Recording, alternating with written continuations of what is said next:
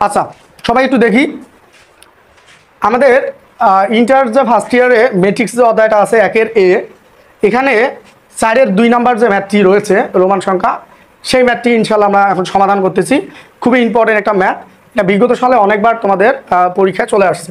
তো আমরা একটু দেখব, যেহেতু এর মান দেওয়া আছে আমাদের a² + 2a - 11 i2 = 0, এটা প্রমাণ করতে হবে। ঠিক আছে, তো এটা প্রমাণ করার আগে আমরা অতএব দিয়ে a² এর মানটা বের করে নেব।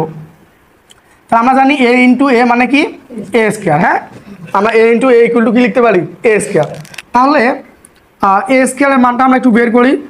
1 2 4 - 3, আবার 1 2 4 - 3, তার মানে এর মানটা আমি কয়বার লিখলাম?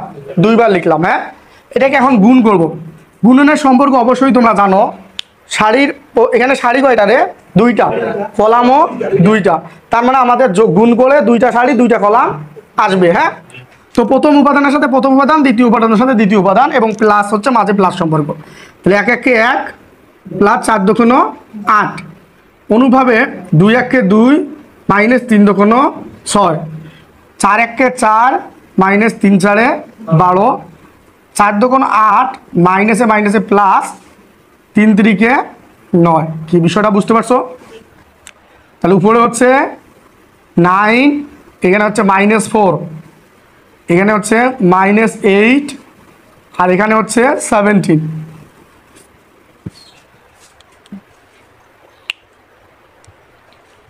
তো আমরা a² যখন পেয়ে গেলাম, তাহলে আমাদের প্রদত্ত যে রাশিটা লেফট হ্যান্ড সাইড আছে সেটা লিখবো। এইটা = 0 ম্যাট্রিক্স। আমাদের যে ম্যাট্রিক্সের মান 0, তাকে 0 ম্যাট্রিক্স বলে, আমাদের 0 নিয়ে আসতে হবে। তাহলে আমরা সবাই একটু দেখি, তাহলে a² এর মান অবধি তোমরা একটু উঠায় নাও, দ্রুত উঠায় নাও।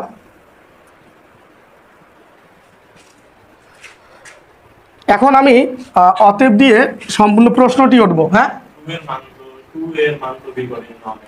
2a বের করলে হবে, অথবা স্কলার গুণনের সময় 2 দিয়ে জাস্ট গুণ করলে হবে। আচ্ছা, যদি তুমি নিতে চাও নিতে পারো। তাহলে 2a বের করে নেই। 2 × এর মানটা তো আমাদের জানা আছে 1 2 4 - 3, তাহলে গুণ করে দাও। তাহলে আমরা পাইলাম 2 1 2 -2 + 2 2 4, আবার 4 2 8 - 3 2 6। গুণ করে নেওয়াটা ভালো, তবে যেগুলা তোমার টপিক আসবে সবগুলো অতএব দিয়ে বের করে নিবা। ঠিক আছে, তাহলে ওই যে 11 i2 ওইটাও বের করে নেই। কি কও? তাহলে 11 i2 এটাও বের করে নেই। তাহলে 11 × i2 এর মানটা কি?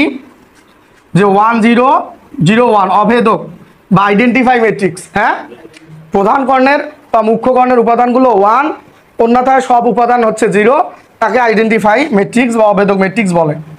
তো এটা হচ্ছে 11 0 0 11। হ্যাঁ, এখন দেখো আমরা যে লেফট হ্যান্ড সাইডটা পাইছিলাম, সেই লেফট হ্যান্ড সাইডে মানটা বসাবো।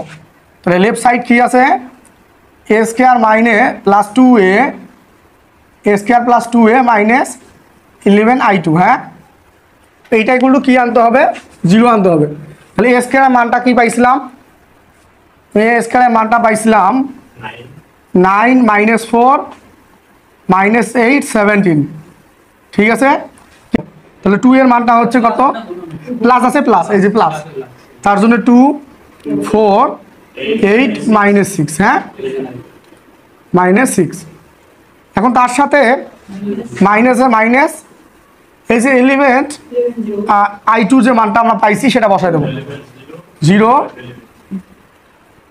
হ্যাঁ, বুঝতে পারছো বিষয়টা? এটা এখন মিশাই দেবো। এখন রাইট সাইড আমাদের কি আনতে হবে? রাইট সাইড আমাদের 0 আনতে হবে।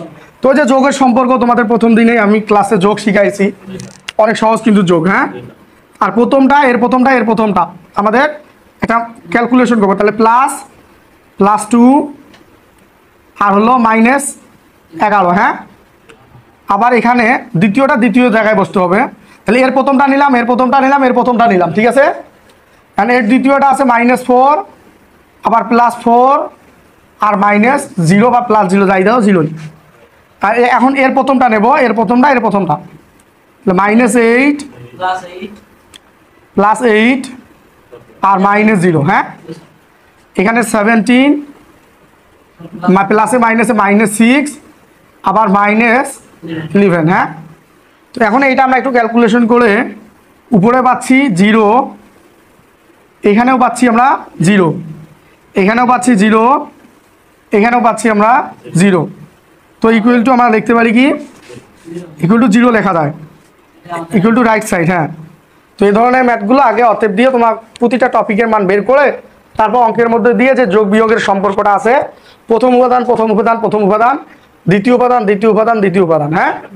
আর সারি বরাবর যোগ বিয়োগের কাজটা হয়, মনে রাখবা।